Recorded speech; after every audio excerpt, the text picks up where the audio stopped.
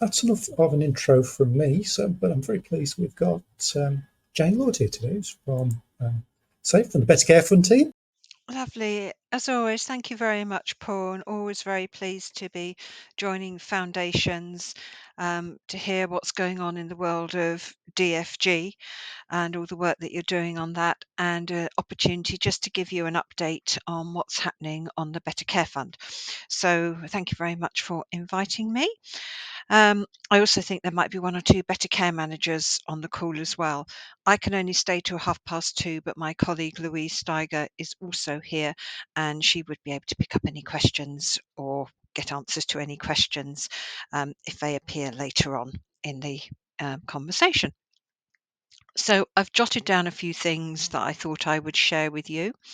Um, we finally got round to having our conferences, the Better Care Fund conferences in November. I hope that some of you were able to join us at the three venues that we had in London, Leeds, and Birmingham. They were really well attended, and I was very encouraged to hear in a lot of the presentations that we had from local systems. We were in a had lots of speakers to hear references to housing and improvements to housing that made places suitable for people to carry on living their lives in. So that was very encouraging. So we had our conferences, which we'd hoped to have in March 2020, but that was when COVID struck, so we had to cancel them. So we're enjoying getting out on the road, which I know foundations and DFG roadshows have got off to a quick start on that as soon as it was possible. What else is happening at the moment? We've reached the end of quarter three for the first year of the Better Care Fund of a 2-year plan. So quarter three returns are due in to cover October and December, and they're due in early February. And then once we've had those, the last quarter of the year will be end of year reporting. Particularly like getting the end of year reports in because we include successes and challenges on those for local systems to tell us what they think has worked particularly well. And in many areas, they do include references to DFG.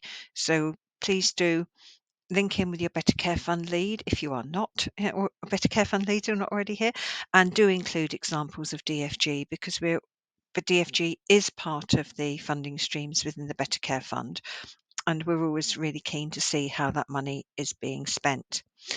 And because we will be approaching a spending review, examples that you can give us in terms of DFG and how that's working in an integrated way, we will be proactively sharing that back with what is my parent department, DLUC, to say how that money is being used and the difference it's making,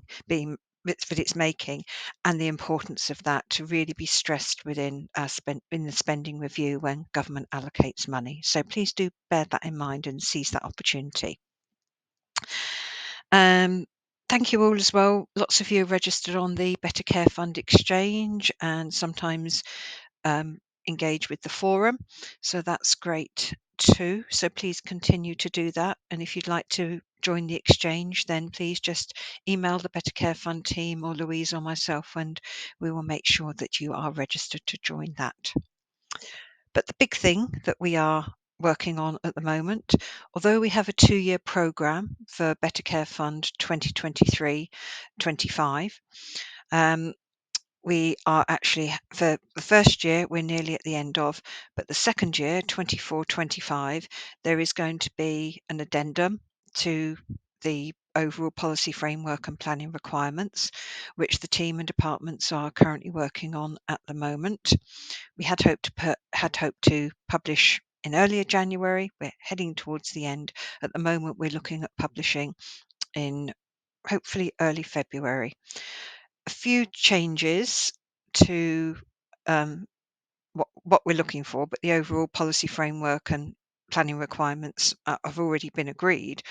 But it's a lot of the allocations hadn't been set at the time of publication in 23, so the allocation of all mandatory funding contributions needed to be confirmed. There's a few revisions to some metrics.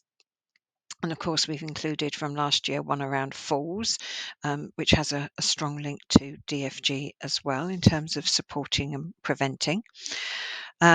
Requirements for intermediate care and capacity and demand planning that some of you may also be involved with by way of the refresh that we asked for in Q2 in preparation for winter. And we know that our partners are particularly keen on seeing how impact and value for money is being demonstrated. So there's some revisions that will be published in the addendum to cover 24-25. And then we will be starting work on 25-26, for which we also need a spending review agreement to proceed with. So we are busily working on that. You haven't missed anything. It's not published yet. In terms of DFG, you may recall that it was announced last year that an extra 102 million would be going into the 2 years. So 50 million has gone into 23-24 and 52 million will go into 24-25, which makes the grand total of 620 something, 25 million, I think it was. Let's have a look, quick check on my charts. 625 million. But I'm sure you would be telling me that with the increase of inflation and building costs, that doesn't mean to say that it necessarily goes a lot further. But anyway, there is an increase, and we're expecting that to be published in the grant conditions, the grant determination and grant conditions that are shared with you, and expecting those out about May from the department. So that is all underway, and then there will be a short planning round and then the assurance, which will conclude for the 24-25 element, and the reporting will be continued around that for the end of that year. So I think that's about it, apart from to say, Paul mentioned the roadshows. I'm looking forward to joining the team in Plymouth at the end of February. So I think, and Louise popped up our email in the chat, so you've got that there if you aren't a member of the exchange and would like to be. So I think, Paul, that's about it from me.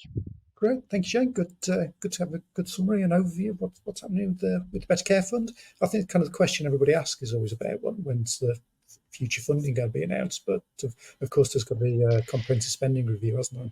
And probably an election before that. Yes. Yes. Yeah. So kind of funding from next year, obviously depends on the election and a spending review at some point. But yes, 625 million will be distributed in May, I believe. Yeah.